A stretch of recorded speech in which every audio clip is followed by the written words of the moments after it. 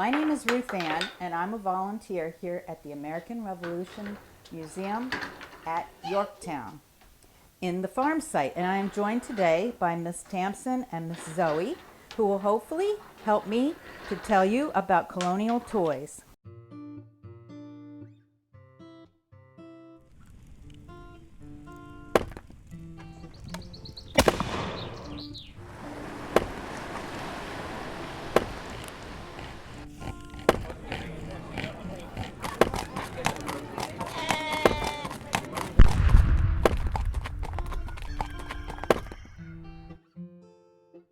Now it is December, and toys are always a popular topic at Christmas time.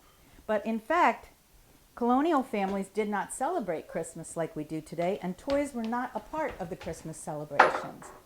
However, most children, even the poorest children, were able to have something to play with. Commonly, those toys were made out of wood. It was the most readily available product to make toys with, and from rattles to blocks, to small animals, and even toy soldiers, wood allowed for most toys to be carved and provided for children to play with. Now, in fact, many toys reflected the themes of adulthood. Horses were really the only transportation other than walking or riding in a cart in colonial times. And so horses are regularly figured in portraits and drawings of the time. So this rocking horse represents a moderate looking horse, but some of them, for very wealthy children, were quite embellished and real looking. And in fact, we have rocking horses that children play on today. I've found that most of the toys that children played with in colonial times, you can still have today in some version or another.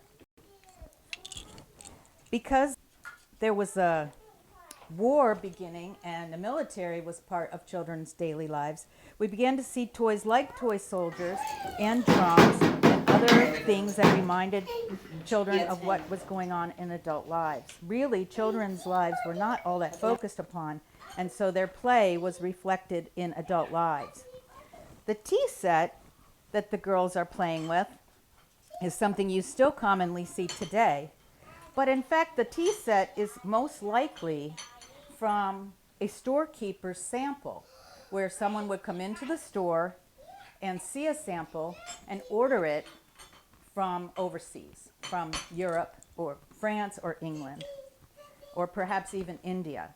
And then when that style of tea set went out of style, they would make it available for children to play with. So in fact, there were really very few toys actually manufactured for children, and there were no toy stores. Older people today remember using a large button to play with this type of toy. There were also game boards, including Fox and Geese and Nine Men's Morris, and checkers, which we recognize today. This is a horn book, but it has double duty as teaching a child how to sew as well. So in addition to being able to learn their alphabet, they can also learn how to sew. This is colonial era's educational toy. Most children, girls in particular of course, most girls had dolls of some kind, and dolls could be made from anything from a corn husk to a wooden spoon. Any object could be made into a doll. But typically, girls did not play with baby dolls. Instead, they played with dolls that were dressed to look like their moms. And many dolls were imported from Europe, but they were also made here, but always dressed in the latest fashion. So this doll soon probably would have become out of style. Nevertheless, little girls enjoyed playing with them. And there are dolls that remain in collections like Colonial Williamsburg's collection of children's toys. Wooden pull toys of farm themes and push toys like this bird were also seen commonly in portraiture and paintings and illustrations at the time. And we still have items like that today. Jacob's ladder is another wooden toy that you could still play with today and spend hours with.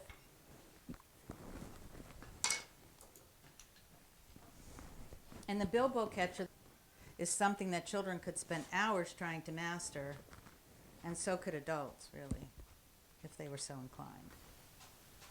I myself have never been able to master either one of these toys. Okay. In addition to the Bilbo catcher, there's a popular game called Cup and Ball. And the idea is to work this so that the ball ends up in here. Yeah, say thank you. Thank you. Thank you for watching. Thank you for watching. Happy Christmas. Happy Christmas.